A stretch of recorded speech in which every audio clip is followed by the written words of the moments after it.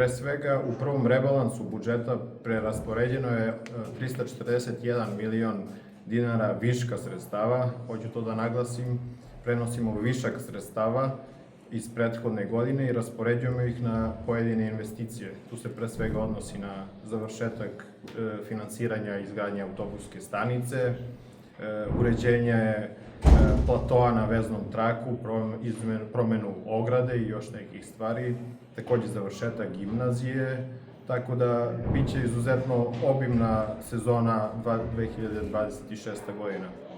Pored rebalansa budžeta istakao bih i izveštaj gradske uprave. To je izuzetno važno za javnost, da javnost vidi obim poslova gradske uprave.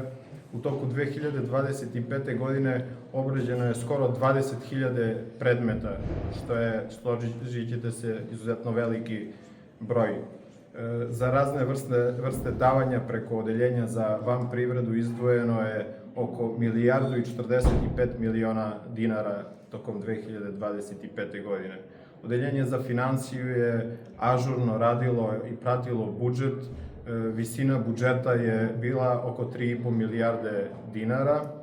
Takođe, istakao bih da je tokom 2025. godine izgrađeno 359 stanova.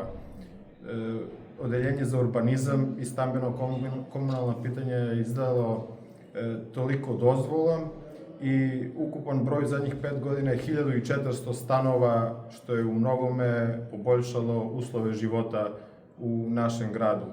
Takođe, istakao bih i smanjenje cena grejanja, koje je direktor toplane obrazložio, tako da nastavit ćemo i u 2026. godini da uspešno poslujemo i ostvarujemo svoje ciljeve za dobrobit građana Pirota.